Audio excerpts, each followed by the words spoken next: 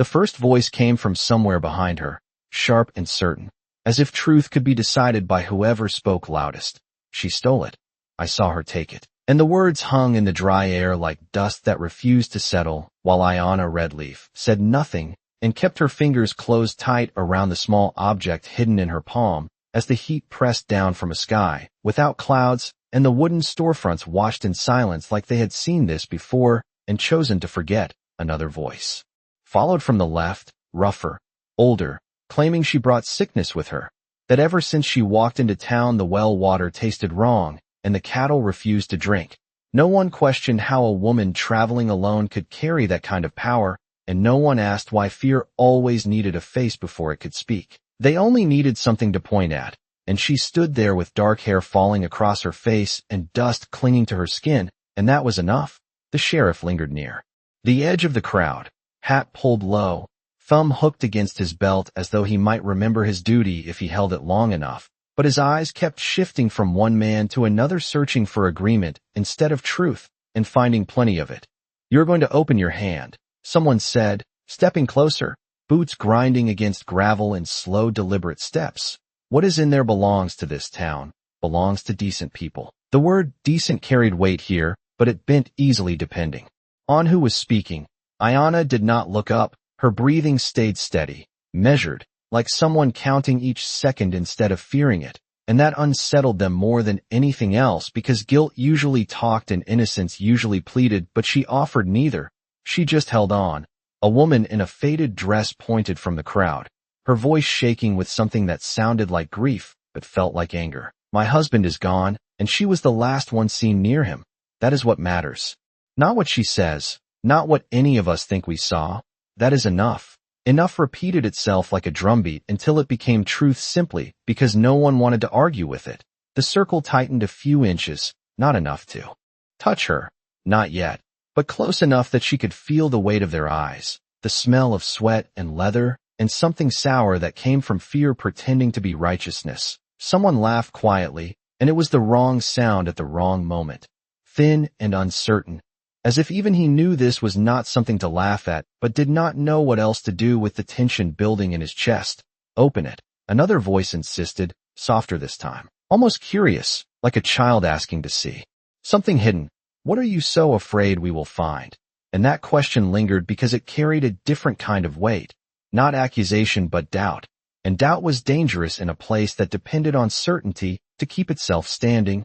Ayanna shifted slightly, just enough that the sunlight caught the edge of her hand, and for a brief second something metallic glinted between her fingers before she closed them tighter, and the movement was small, but it changed everything because now they knew there was something real there, something not imagined, something that could be taken and examined and turned into proof of whatever story they had already decided to believe.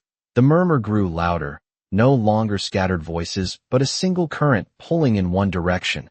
"Take it. See for yourself. End this. Make it right." Words that sounded like justice but felt like hunger. The sheriff cleared his throat, but the sound disappeared before it could become a sentence, and he lowered his gaze. Again, choosing silence over decision, choosing safety over truth, and that choice rippled outward, giving permission to everyone else to continue.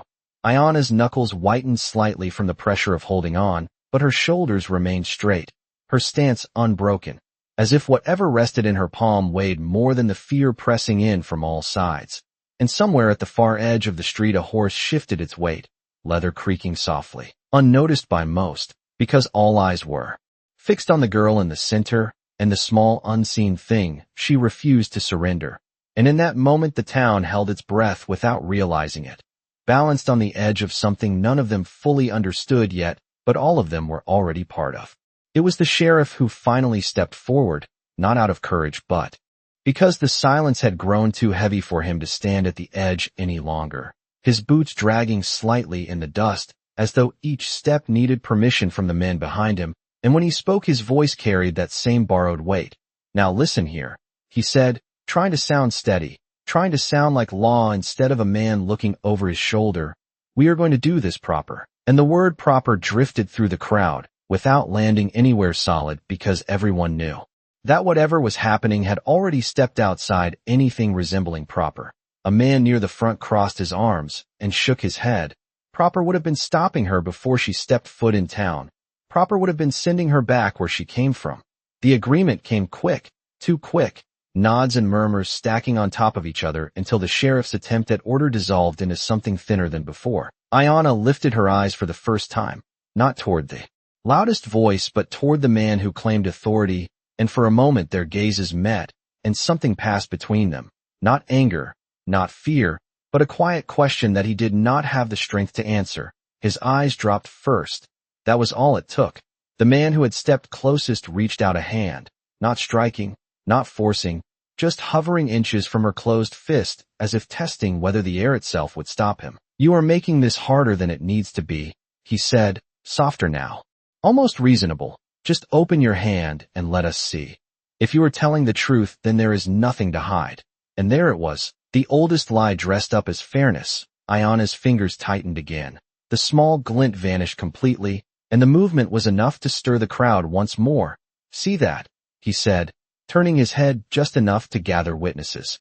"That is guilt right there." People nodded because it was easier to follow a conclusion than to question it. Easier to believe that truth should come willingly, and anything held back must be wrong. The sheriff exhaled slowly, his shoulders sinking a fraction as if he had just decided something without admitting it out loud. "Miss," he began, choosing a word that sounded polite but felt distant. "Whatever you are holding, you need to show it now, for your own sake." The last part lingered awkwardly because everyone knew this was not about her sake anymore. It was about theirs, about closing a story that had already grown too complicated for comfort.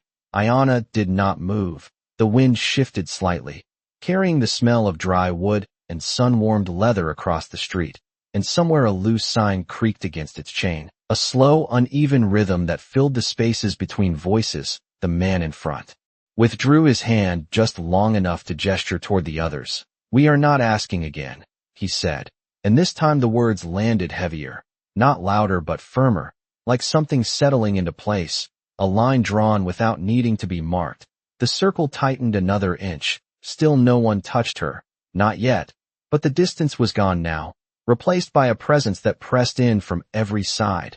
Expectation, judgment, the need for resolution, and still she held on, her posture unchanged, her breathing even, as if she understood something they did not, as if the thing in her hand was not just an object, but a moment that could not be rushed without breaking something larger than any of them could see. The sheriff shifted again, his fingers brushing the edge of his badge before dropping away. A gesture too small for most to notice, but not small enough to hide what it meant. He was looking for authority in metal instead of in himself, and finding neither. "Open it," he repeated, quieter. Now, almost to himself, and when no answer came the quiet stretched until it felt like the whole town was waiting for a single movement to decide what kind of place this was going to be. And just beyond that circle, just past the edge of attention, a rider sat still in the saddle, watching without interruption, his presence unnoticed not because he was hidden, but because no one had thought to look away from the center long enough to see him. And that, more than anything, was what allowed the moment to grow to its breaking point. Because when a town forgets to look beyond itself, it stops seeing what might change it. Time stretched thin in the heat, like leather left too long in the sun, and every second without movement made the air feel heavier until even breathing seemed to carry weight. The man in front took one slow step closer, not enough to touch, but enough to make it clear that distance no longer belonged to her. "You hear him," he said, glancing briefly at the sheriff as if borrowing authority that had not truly been given. "Open your hand. That is all this is, just a simple thing. Show us, and we will all go home." The promise sounded clean, almost kind, but it did not reach his eyes, and it did not reach hers either, because some promises are built to end something, not to understand it. Ayanna did not answer, her silence no longer uncertain but deliberate, shaped, like a choice she had already made long before this moment began. A murmur rippled through the crowd again, lower this time, tighter, like something coiling instead of spreading. People shifted their weight, boots grinding against packed earth, shoulders brushing, a collective impatience beginning to take form. Someone from the back called out that this had gone on long enough, that no one needed to wait on a girl who refused to speak. And the words found agreement quickly because waiting had become uncomfortable and discomfort always needed an ending.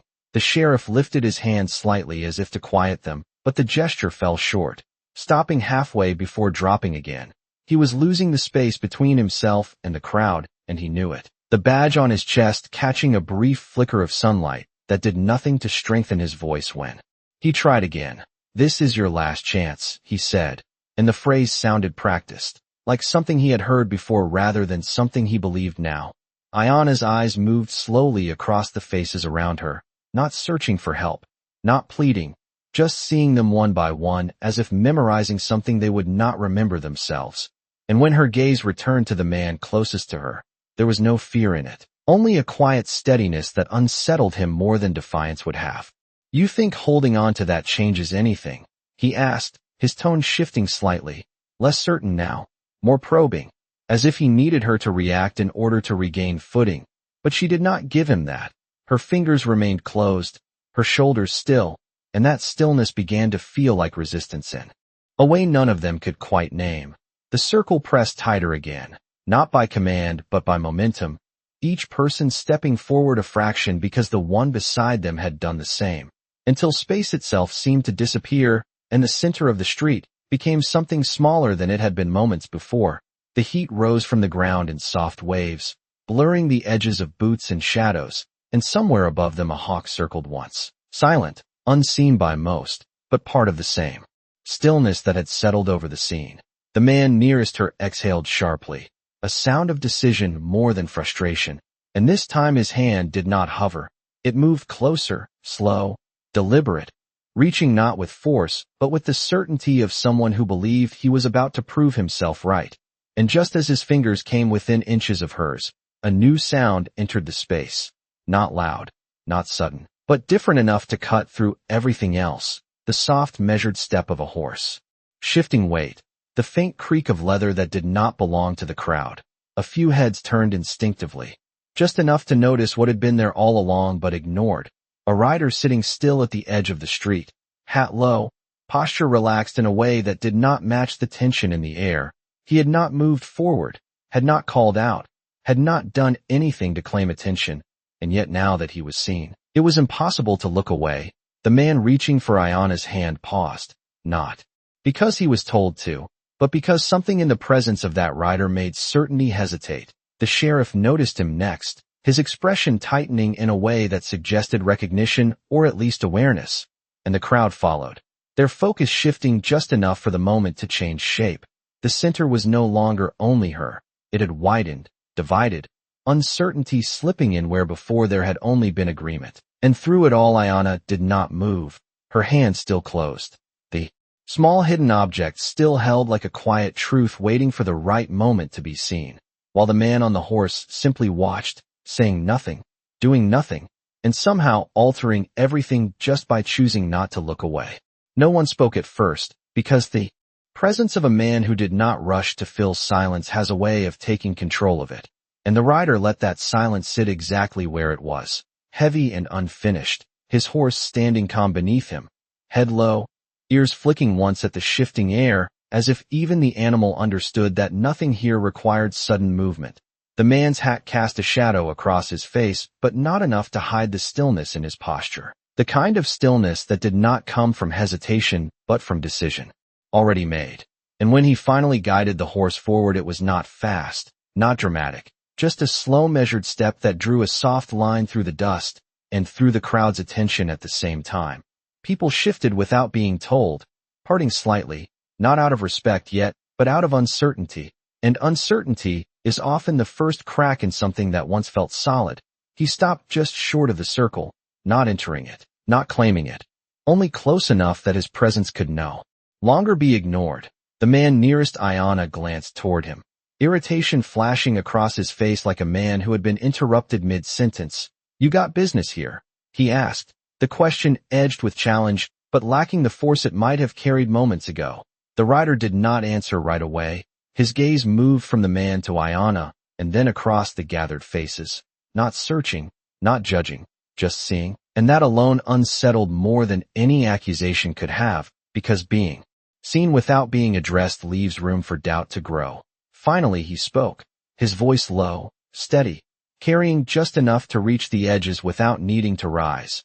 What is it you think she did? The question did not sound like defense. It sounded like curiosity, and that made it harder to push aside. The man in front straightened slightly, finding footing in familiar ground. She took something that is not hers, he said, nodding toward Ayana's closed hand.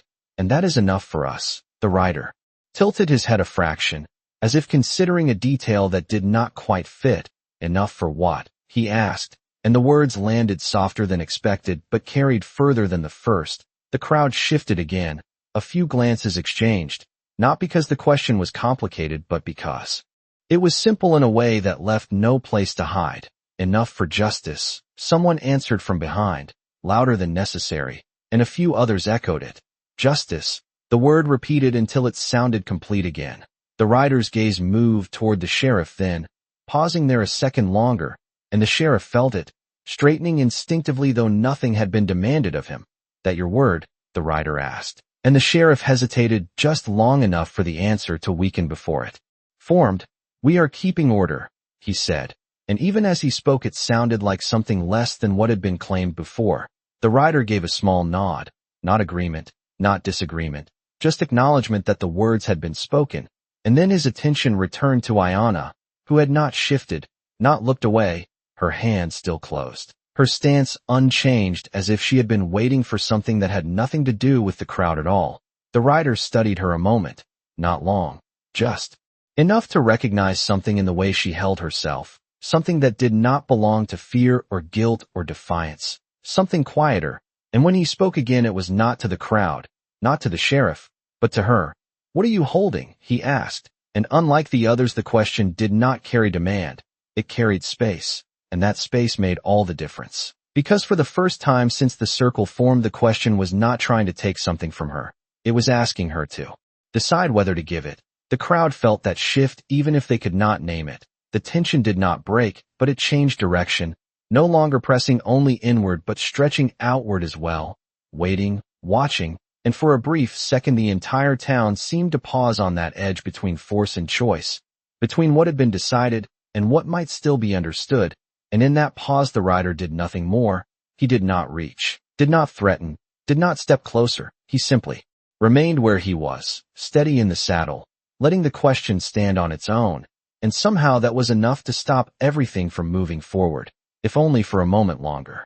The question did not disappear when it was spoken, it stayed there between them, quiet and waiting, and that was something the crowd did not know how to handle because they were used to noise, to answers that came fast and certain, not to something that asked them to slow down. Ayana's eyes held on the rider for a long second, not measuring him the way she had measured the others, but recognizing the difference in the way he stood apart, without stepping away, and for the first time her fingers shifted slightly, not opening, not yet, but loosening just enough for a thin line of silver to catch the sunlight again. The man nearest her saw it and reached instinctively. Stop playing games, he said, his voice sharper now, as if the moment of hesitation had embarrassed him, but the rider's voice came again before his hand could move any closer. Let her answer. It was not loud, not forceful, but it landed clean, cutting through the motion without raising itself above it. The man froze, not because he had been commanded, but because something in the tone left no room for argument without making it obvious, and that was a kind of control no one in that street had expected. The sheriff watched it happen and said nothing, because he recognized what it meant when someone could change a situation without stepping into it. Ayana lowered her gaze briefly to her hand, then back up, and when she spoke her voice was quiet but clear. It is not mine. The words were simple, but they shifted something immediately, because they did not defend, they did not deny, they redirected. The crowd stirred, confusion threading through certainty. If it is not yours, then why are you holding it? Someone asked, and this time the question carried less accusation and more unease. Ayana took a breath, slow, steady, and for a moment it seemed like she might say more, but instead she opened her hand just a fraction, enough for the object to be seen but not taken. A small silver pendant rested against her palm, worn smooth by time, its surface etched with markings that caught the light in uneven lines, the kind of object that did not belong to any one place but carried history in the way it had been held. The crowd leaned in without realizing it, drawn not by value, but by the simple fact that something hidden had finally been revealed. That belonged to Thomas Harlan, Ayanna said, her voice steady, and the name moved through the people like a ripple because it was one they knew. A rancher, a man whose absence had already been turned into a story with no clear ending. The woman who had spoken earlier stepped forward slightly, her expression tightening. "That is my husband," she said, and now her voice carried something different, not just anger but claim. And that changed the shape of the moment again. "The man is gone," someone added from behind, and this was found with her. The pieces began to assemble themselves in the way that stories do when people want them to make sense quickly. Ayanna shook her head once, not in denial but in correction. "He gave it to me," she said, and the words landed harder than anything before them because they asked the crowd to reconsider what they had already decided. "Why would he do that?" the woman demanded, her voice rising. "Because he was dying," Ayanna answered, and the street fell quieter than it had been since the rider first appeared, not silent, but close enough that even the faint sound of wind against wood could be heard again. She did not rush her words, did not fill the space with explanation. She let them come slow, measured, like steps placed carefully across uncertain ground. "He asked me to take it to town, to give it to his wife, to tell her what happened." The woman's face shifted, not fully, not yet, but enough to show that something inside her had been interrupted. "That is not true," someone said quickly, too quickly, because the alternative required more thought than they were ready to give. The rider watched all of it without moving, his gaze shifting only slightly between Ayanna and the woman, as if weighing something that had not yet been spoken aloud. And Ayanna continued, her voice still calm, still even. "He said there were men who would come before me, men who would not tell the truth, men who would make it easier to believe something else." The words settled into the space and stayed there, because they did not accuse anyone directly, and yet they pointed to something larger than the moment itself, something that could not be dismissed as easily as before. The crowd did not break, not yet. But it changed again, the edges softening, the certainty thinning, and for the first time since she had been pulled into that street, the outcome no longer felt decided. The words did not land all at once. They settled slowly, like dust after a long ride, and no one reached for them at first because accepting them meant letting go of something easier. The woman stepped closer, her eyes fixed on the pendant as if it might answer for itself. "You expect me to believe he trusted you," she said, her voice tight, not loud but strained in a way that carried further than shouting. Ayanna did not react to the tone, only to the meaning. "He did not trust me," she said. "He trusted that I would not lie." And that difference hung there, quiet but sharp. The crowd shifted again, uncertainty moving through it in uneven waves, some faces hardening, others softening, most simply waiting for someone else to decide what to think. The man who had been closest to taking the pendant shook his head. "This is just a story," he said, too quickly, as if speed could make it true. Convenient timing. "You show up with his things, and now you have words to go with it." A few voices agreed, not as strong as before, but enough to try to rebuild what had started to crack.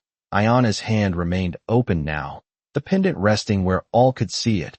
No longer hidden, no longer something to be taken by force. It had become something else, something that required choice. "He was not alone," she said, and this time the sentence changed the air completely, because it introduced something new, something no one had prepared for. The rider's gaze sharpened slightly, not visibly to most, but enough that the stillness around him took on a different weight. The sheriff looked up, finally, truly looking instead of avoiding. "What do you mean?" he asked, and the question came out more honest than anything he had said before. Ayanna turned slightly, not away from the crowd, but enough to include the street behind them. "There were 2 men with him when I found him," she said. "Their clothes were clean, their horses strong. They were not lost. They were not afraid." The description settled into the crowd like a stone dropped into shallow water, ripples spreading outward. People glanced at one another, measuring, remembering. "Those men told him they would ride ahead to town," she continued. "They said they would bring help. They said they would tell his wife what happened." The woman's breath caught, just slightly, and that was enough to be seen, to be felt. "But they did not stay," Ayanna said. "They left him there, and when I came upon him, he knew they would not come back. The silence deepened again, heavier this time, because it was no longer empty. It was filled with the shape of something unspoken. The man in front tried to step back into it, tried to fill it with certainty again. "You expect us to believe two men just walked away," he said. But his voice had lost its edge. It no longer led. It followed. Ayana met his gaze without force, without challenge. "I do not expect anything," she said. "I am telling you what he asked me to carry." And that was the difference again. Expectation versus truth. The rider shifted slightly in the saddle, just enough for the leather to creak, drawing a few eyes back toward him. And when he spoke, his voice did not rise. It simply entered the space where doubt had begun to grow. "Anyone here see those men ride in?" he asked. The question moved through the crowd slowly, not answered at first. Then a voice from the back, hesitant, said they had seen riders earlier that morning, 2 of them, heading toward the far end of town. Another voice added that they had not stopped, had not spoken, just passed through, and now the pieces began to move, not into place, but away from where they had been forced to fit. The sheriff's posture changed, not fully, but enough to show that something inside him had shifted from avoidance to attention. The woman looked from the pendant to Ayana and back again, her certainty no longer whole, and in that fracture something else appeared, not acceptance, not yet, but the beginning of it. Ayana lowered her hand slightly, not closing it, not offering it, simply holding it where it belonged, between them, and for the first time the crowd did not press closer. They held where they were, because the story they had built no longer stood as firm as it had just moments before, and in that fragile space, where no one yet knew what would replace it, the truth began to breathe. No one moved to take the pendant now, not because they had agreed with her, but because something in the air no longer allowed the kind of certainty that made taking easy. The space between them had changed shape, no longer a circle closing in, but something uneven, uncertain, like ground that might not hold if stepped on too quickly. The sheriff took a slow breath and stepped forward again, this time not pulled by the crowd, but moving ahead of it, his boots pressing into the dust with a weight that seemed to belong to him for the first time. "2 men rode through this morning," he said, not as a question now, but as a statement he was beginning to accept, and no one stopped them. A few heads lowered, not in guilt but in recognition. The kind that comes when a detail that seemed small before becomes something else entirely. The rider watched him, still silent, but there was something in the way he held that silence now, less like distance and more like expectation. The sheriff turned, slightly, addressing the woman whose voice had started it all. "Miss Harlan," he said, his tone careful. "We need to consider what she is saying." The woman's expression tightened, her hands clenched at her sides, but she did not interrupt. Not this time, because doubt had already taken root, and it was harder to speak over it than to stand inside it. The man who had first accused Ayana shifted his weight, looking from one face to another, searching for the agreement that had come so easily before, and finding less of it. "So we just let her walk?" he asked, and the question sounded smaller now, not leading, just following the direction the moment had already begun to take. The sheriff shook his head slightly, not dismissing, not commanding, just thinking out loud in a way he had not allowed himself earlier. "We find those men," he said, "because if what she says is true, then they are the ones who owe answers." The words did not strike like a decision. They settled like one, slow and deliberate. And the crowd felt it, the shift from blame to search, from certainty to responsibility. Ayana remained where she stood, her hand lowering fully now, the pendant resting openly in her palm, no longer hidden, no longer a point of conflict, but something that had already done its work by simply being seen. The woman stepped closer, her eyes fixed on the small piece of silver, and for a moment it seemed like she might reach for it. But instead she stopped just short, her voice quieter than before. "He said that?" she asked, not looking at Ayana's face but at the object itself, as if it might still hold his voice. Ayana nodded once. "He said you would know it," she answered, and that was all. No explanation, no attempt to convince, just a statement placed where it could be taken or left. The woman's shoulders dropped slightly, not in defeat, but in something heavier, something closer to truth than anger had been. The rider finally moved then, not forward into the center, but just enough to turn his horse slightly, his gaze passing once more over the people gathered there. And when he spoke, it was not to direct them, but to leave something behind, Truth does not need many words, he said. It only needs someone willing to hold it long enough. The sentence lingered in the same way as silence had, not forcing anything, not demanding agreement, just existing where it could not be ignored. The sheriff nodded faintly, almost to himself, as if recognizing something he should have remembered sooner, and the crowd began to loosen without being told, not all at once, not in any clear order, just small steps back, space returning where pressure had been, the circle dissolving into individuals again, each one left with their own piece of what had just happened.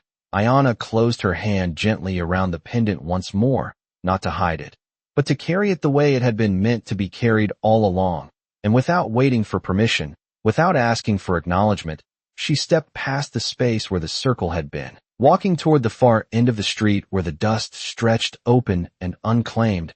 The woman watched her go, her expression no longer hard, no longer certain, just quiet, and the rider turned his horse fully then, not following, not staying, simply choosing his own direction as the town behind him settled into a silence that felt different from before, not empty, but full of something that would take longer to understand than it had to begin.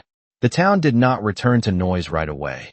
It held its breath a little longer, as if unsure whether it had truly changed or only paused. The dust settled slowly along the street where the shape of a circle had been moments before, and in that empty space something remained, not visible, not spoken, but present in the way people avoided looking directly at one another. The sheriff stood where he was, his hand no longer reaching for his badge, his shoulders no longer bent under the weight of other men's voices. He looked down the road where Ayanna had walked, her figure growing smaller with each step, steady, unhurried, as if she had always known the way out would come without force. And for a moment, he considered calling after her, not to stop her, not to question, but to say something that might close what had been left open. Yet no words came, because some moments do not need to be closed, they need to be carried. The woman remained near the center, her gaze fixed on the place where the pendant had rested in Ayanna's hand, her fingers curling slightly as if remembering something they had not touched, and when she finally moved it was not forward, not chasing, but a quiet step back, as though making space for something she had not allowed before. The man who had spoken loudest earlier now said nothing at all, his eyes lowered, his certainty gone without a place to return to, and around them the others began to drift apart, not with relief, not with victory, but with the quiet understanding that something had been seen that could not be unseen. At the far edge of the street the rider paused only once, just long enough to glance back, not searching for recognition, not waiting for thanks, only measuring the stillness he was leaving behind, and finding it different from the one he had arrived to. Then he tipped his hat slightly, a gesture so small it might have gone unnoticed by most, and turned his horse toward the open land beyond the last building. The sound of hooves fading into the distance without urgency, without weight, as if the road itself had accepted him without question. Ayanna did not look back.